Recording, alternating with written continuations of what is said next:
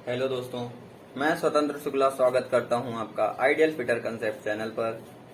पिछले वीडियो में हमने सेट स्क्वायर के बारे में सीखा था, सेट स्क्वायर का प्रयोग सीखा था, कैसे सेट स्क्वायर का प्रयोग करके पैरेलल लाइन या समांतर लाइनें जो हैं हम खींच सकते हैं। तो आज हम रोलर स्केल से सीखेंगे कि रोलर स्केल से कैसे हम पैरेलल लाइन या समांतर लाइन खींच सकते हैं।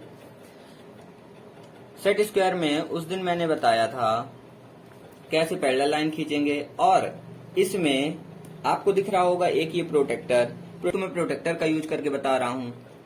आप देख पा रहे होंगे जैसे कि ये जो पॉइंट है प्रोटेक्टर का, ये टच होना चाहिए। ये जो हमें जो भी पॉइंट है, समझिए सपोज दैट ये है ए पॉइंट से हमें 30 डिग्री एंगल खींचना है दोनों ओर, यानी लेफ्ट और राइट भी। तो ये हमने ये चेक करा, और इसके लिए कंडीशन ये होती है कि ये जो लाइन होती है, ये लाइन हम रेफरेंस मानते हुए इसके ऊपर ओवरलैप कराते हैं एकदम, ताकि नीचे हमें बिल्कुल ना दिखे। यदि अभी मैं बात करूं तो ये आपका ये पॉइंट तो इस पे है, बट यहाँ पे जो है, यहाँ पे गैप है। ये चीज नहीं करनी, ये हमेशा एकदम ओवरलैप ऐसा हो जाए कि हमें दिखे ही ना नीचे वाली लाइन। अब ये ओके है। ये मैंने 30 पे इधर पॉइंट लगाया और 30 पे इधर लगाया। इसे हम क्या कर देंगे, इसे हम इजिली मिला देते हैं। ये हम 30 डिग्री में हमें इधर से लाइन और इधर से लाइन ये मिल गई। ये तो मैंने प्रोटेक्टर का यूज बताया। अब प्रोटेक्टर का जनरली यूज यदि हम माने कि कब करें, तो यदि हमारे पास सिंपल है कि 180 डिग्री का मतलब होता है कि एक जो सीधी सरल रेखा है वह 180 डिग्री का ही एंगल या कोण बनाती है। जैसे कि यदि ये सरल रेखा है और 180 डिग्री इसका कहला जाएगा यहाँ तक, ये 180 डिग्री एंगल कहलाएगा। यदि हमें 30 डिग्री, 60 डिग्री और 90 डिग्री पे खींचना है, तो ये जो सेट स्क्वायर है, मैंने उस दिन भी आपको बताया था, इसे हम बोलते हैं 30-60 सेट स्क्वायर। 30 डिग्री हम किधर बोलेंगे, जो एंगल ज्यादा झुका हुआ हो। ये 30 डिग्री वाला है और ये 60 डिग्री। इजिली हमें यदि 30 डिग्री की लाइन खींचनी है, यहाँ से ये कोई पॉइंट है, यहाँ से यदि हमें 30 डिग्री की खींचनी है, तो हम इसे रेफरेंस मानते हुए एक फेस को और दूसरे से खींच देंगे। ऑटोमेटिक ये जो हमारी लाइन आएगी ये 30 डिग्री पे आएगी। और इसी तरह यदि हमें 60 का खींचना है, तो हम यदि इस पॉइंट से खींचना है तो 60 डिग्री का हमारी लाइन जो है यहाँ से आ जाएगी। और ये 60 डिग्री सॉरी ये 30 डिग्री वाला हो जाएगा और ये वाला 60 डिग्री का हो जाएगा। इस तरह से हम इसका 60 डिग्री से लाइन खींच सकते हैं, 30 डिग्री पे खींच सकते हैं। और यदि 90 डिग्री पे खींचना है, तो ये हमारा एक फेस और ये दूसरा फेस, ये आपस में एकदम क्या होते हैं, परपेंडिकुलर, यानी 90 डिग्री पे होते हैं। तो हम इजिली 90 डिग्री का भी एंगल खींच सकते हैं। अब जब कभी हमें किसी और एंगल की आवश्यकता पड़ती है, वहां पे हम प्रोटेक्टर का प्रयोग कर लेते हैं। तो इसका यूज हम जान गए। और जो हमारे पास ये है, इसमें एक शेप आपको आकृति दिख रही होगी, इसे हम बोलते हैं फ्रेंच कर्व। अनियमित आकार के जो कर्व होते हैं या वक्र होते हैं, उसे बनाने के लिए हम इनका प्रयोग करते हैं। जैसे हमारे पास एक ये पॉइंट है, एक ये पॉइंट है, एक ये पॉइंट है, और हमें क्या है कि जब कभी भी कोई भी आकृति के अंदर ये कर्व बनाना है, और हमें क्या नहीं दे रखा है, रेडियस नहीं दे रखा है। हमें रेडियस यदि नहीं दे रखा है किसी भी पॉइंट से, और इन्हें हमें क्या करना है, एकदम सीधा नहीं मिलाते हुए कर्व आकार में ही या कर्व शेप में ही मिलाना है, तब हम क्या करते हैं, वहां पे ऐसी जगहों पर हम इनका प्रयोग करते हैं। तो हम देख पा रहे हैं कि ये देखिए, ये आपको 2 पॉइंट मिलते हुए दिख रहे हैं, लेकिन तीसरा नहीं मिल रहा। ऐसी जगह कहीं ना कहीं तो एक ऐसा जगह आएगा जहां पे ये तीनों पॉइंट आपस में टच होते दिखेंगे। और उसी जगह ये देखिए, आपको ये समझ में आ रहा होगा धीरे धीरे, ये आपको दिख रहा है। बस इसमें कुछ नहीं है, अनियमित आकार, इसका मतलब ये है कि बस आपको 3 पॉइंट मिलाने हैं, यहाँ मिले, इस वाले से मिल जाए, यहाँ पे मिल जाए, कहीं भी। ये आप देख पा रहे होंगे कि ये मैंने कर्व लाइन खींचा और ये जो है लगभग मिल रहा, थोड़ा सा ऊपर होगी, इसका मतलब मैं थोड़ा सा इसे और नीचे करता, यदि ये अब एग्जैक्ट मिल रहा, तो ये एग्जैक्ट आप यूज इसका कर पाएंगे। इसे हम बोलते हैं फ्रेंच कर्व, और इसका अनियमित आकार के वक्र बनाने के लिए प्रयोग करते हैं। अब आज हमको सीखना था जो है वो रोलर स्केल से कैसे पैरेलल लाइन खींचते हैं। ये रोलर स्केल होता है। सिंपली यहाँ पे ग्रेजुएशन दिए हुए होते हैं।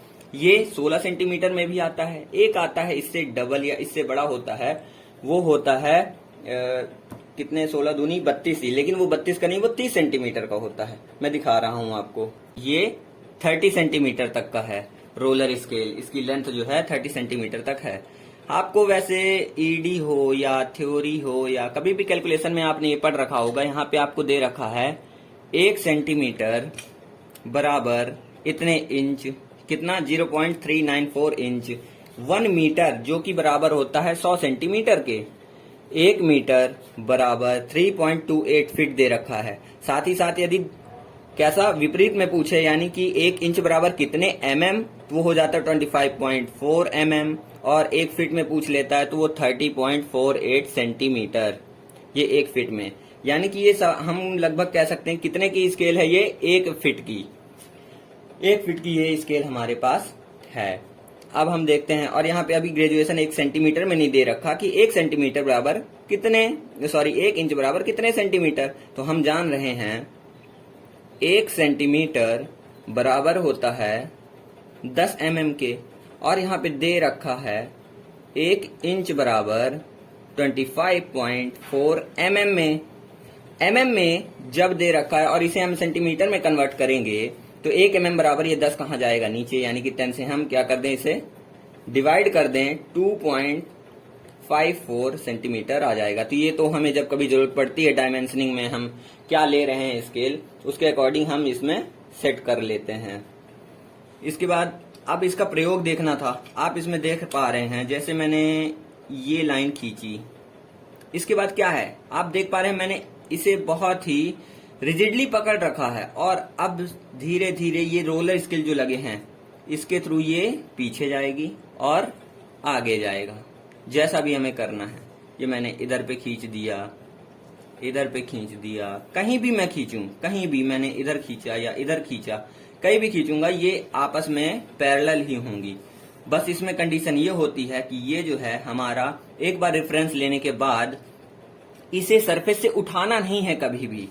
ये मैंने यदि ये लाइन खींच दिया और मैं सोचूं कि इसे ये मैंने खींच लिया और उठा लूं ऐसे वैसे, नहीं। एक बार रेफरेंस देने के बाद आपको ऐसे पकड़ना है, इसको इधर, और इस वाले को कोशिश करना है यहाँ पे या यहाँ पे आएगा, ऑटोमेटिक ये सेट हो जाएगा और आपसे भी चलाते आने लगेगा। लेकिन रेफरेंस कभी भी गलत नहीं लेना। रेफरेंस लेने गलत ना लेने का मतलब कि ये रेफरेंस आपका नहीं मान्य होगा, ना ही ये मान्य होगा। आप सोच रहे हैं ये भी नहीं, एकदम ये पैरेलल। अब आप इसको रेफरेंस ले सकते हैं। ये रेफरेंस लेते हुए आप इधर की ओर लाइन खींच सकते हैं कहीं भी। ये आपका क्या हो जाएगा, पैरेलल लाइन खींचने के लिए। अब आ जा रहा है, इसमें एक सुविधा दे रखा है, आपको दिख रहे होंगे ये ग्रेजुएशन, ये जो ग्रेजुएशन है, ये जो ग्रेजुएशन दे रखा है आपको यहाँ पे, ये इस तरह से रोल होता रहता है। तो इसका प्रयोग जो है आप देखें, हमने यहाँ पर एक लाइन खींची, यही 180 डिग्री वाली सपोज लिए ले रहे हैं, इसे एक्सटेंड कर दिया, ये लाइन खींची। अब इससे हमें 10 mm, कितना 10 mm दूरी पर एक रेफरेंस लाइन खींचना है, ठीक है, सॉरी पैरेलल लाइन एक खींचना है 10 mm दूरी पर, या कि हम इससे ऐसे 10 mm हमने टिक लगाया, ठीक, आपको प्रैक्टिकली भी दिखा रहे हैं, ये टिक लगा दिया, ठीक है, ये पॉइंट यहाँ कहीं आएगी ये लाइन। और इसमें आप देखिएगा, आपको दिखा रहा हूं कि कैसे इसे हम सेट करते हैं। जैसे यदि मैंने ये रेफरेंस ले रखा है और आप ग्रेजुएशन देखिएगा, ये अभी किस पे है, मैं इसे सेट कर ले रहा हूं 1 पे,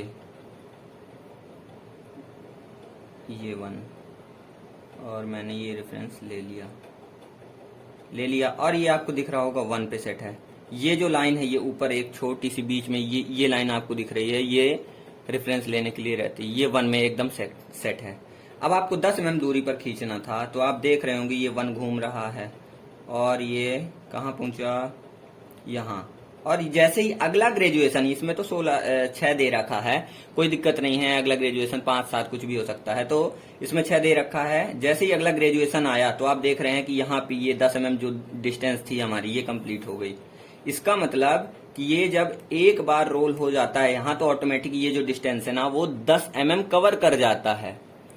तो हम इसका भी प्रयोग करके, अब हमें बार बार खींचनी है 10 mm 20 mm, तो यदि हम पॉइंट पे टिक नहीं लगा रहे 10-10 mm पे, तो भी हम इसका प्रयोग करके, ये मैंने अब जब ये 5 में पहुंचा तो मैंने एक लाइन खींच ली, फिर मैंने ये 4 पे जैसे ही पहुंचा तो फिर मैंने एक लाइन खींच ली। इसका मतलब ये लाइनें जो हैं आपस में क्या हैं, ये सारी की सारी आपस में पैरेलल हैं एक दूसरे से। लाइन है, यदि हम ए की बात करें, ए है, बी है, सी है और ये डी है। कितने mm डिस्टेंस है, तो 10, 10 और 10। ये जो डायमेंशन है, जब कभी क्या होती है डायमेंशनिंग में, हम यहाँ कभी भी पैरामीटर यानी कि mm बोले, सेंटीमीटर या कुछ भी यहाँ नहीं लिखते, हम हमेशा एकदम नीचे एक टाइटल ब्लॉक होता है वहां पे लिख देते हैं, या ड्राइंग की एकदम लास्ट में नीचे कॉर्नर पे लिख देते हैं all dimensions are in mm या सेंटीमीटर या जिसमें भी आपने बना रखा है ड्राइंग। अगले वीडियो में हम इसका यानी की फैक्टर जिसे अपन बोल रहे हैं, इसका प्रयोग करेंगे और प्रयोग सीखेंगे कैसे कैसे इसका यूज हम काफी जगह पर कर सकते हैं इजीली ड्राइंग बनाने के लिए और एक्यूरेट ड्राइंग बनाने के लिए। ठीक है, ये हमारा राउंडर है। थैंक यू, और चैनल को देखते रहिए, शेयर करिए, सब्सक्राइब करिए।